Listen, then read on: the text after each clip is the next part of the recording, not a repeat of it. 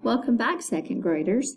We're going to continue our work today on the article that we started this week called Smart Suckers by Gina Briner. We are going to use the categories of intelligence chart that we used for brainy birds to chart why scientists think that octopuses are also intelligent.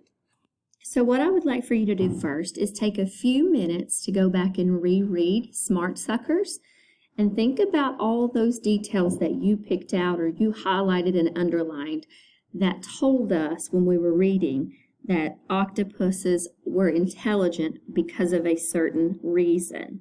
So let's look back and reread and think about some of those as we read. Take a few minutes and read, and then we'll come back together. Okay, now that we're back and we've reread the article, what exactly do octopuses do that show scientists that they are intelligent?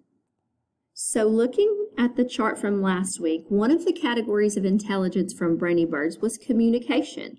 And there were lots of different ways that the ravens were able to communicate. But what about from smart suckers? In thinking about the evidence that we've taken from smart suckers, what was something in the article that the author told us that smart suckers do in order to communicate? Think about that for just a minute.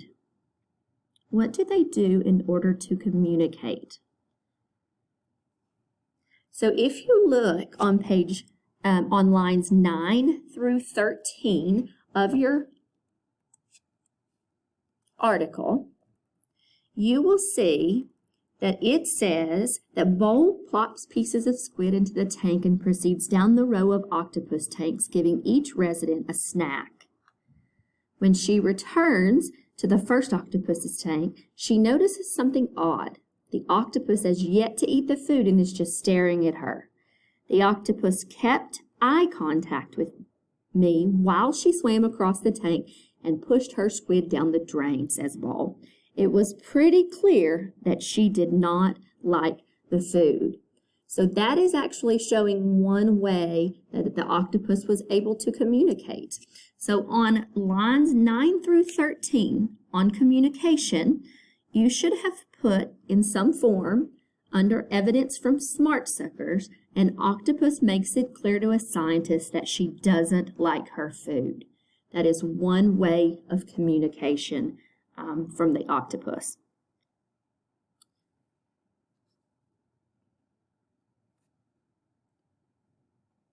The next section that we have is adaptability. There was not a lot in the article about adaptability for octopuses. So for right now, we're just going to leave that blank and see if we can come up with something later in the article. So now we're going to switch to problem solving. So when you think about problem solving and the way that those octopuses were able to show that they were problem solvers, we saw from brainy birds they were definitely problem solvers and working together to figure out how to get their food. But what about from smart suckers? Well, if you look at line 30 from the article, you will see that it says, so separate tanks are a must. And when she steps away from the laboratory for any length of time, Bowl has to be sure to check each tank's lid. That's because the cephalopods sport a ring of arms that are strong and agile enough to push open the lid to escape. Octopuses have been known to sneak out of their tanks and into other tanks to devour fish, climbing back to their own after eating. The only thing preventing the action from being the perfect crime was the wet trail leading straight to the culprit. So there is one way that an octopus has learned to communicate. So one of those ways is, problem solving. One of those problem solving ways is in line 30 to 32. Octopuses can figure out how to open the lid on their tank, and they can also figure out how to get out of their tank so that they can get to other fish. If you continue reading on lines 54 and 56, you will read that an octopus can figure out how to unscrew a lid from a jar to get to crab meat. Octopus can figure out how to use their suckers as hands. and an octopus was able to figure out the location of a hidden den inside a maze. All of that was in that article. So let's look at the next category, cooperation.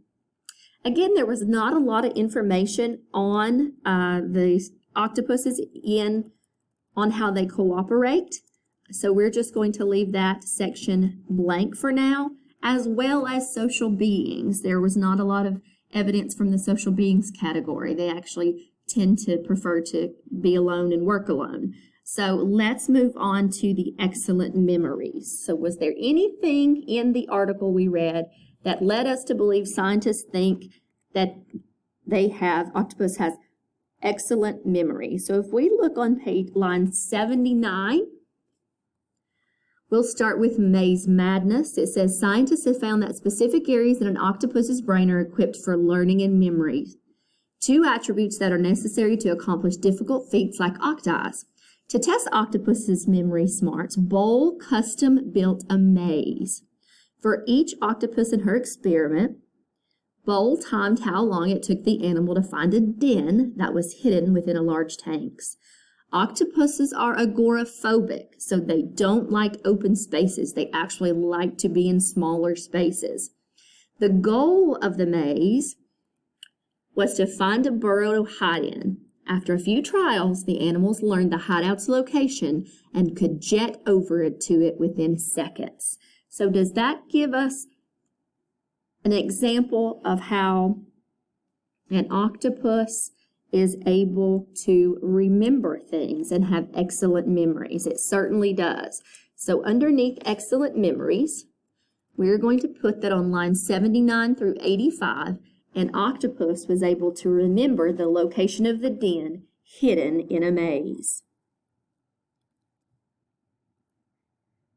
So now that we've completed the categories of intelligence charts for both brainy birds and smart suckers, I would like to get you to reflect on the task and just discuss some of the responses to these questions. What did you learn from today's work?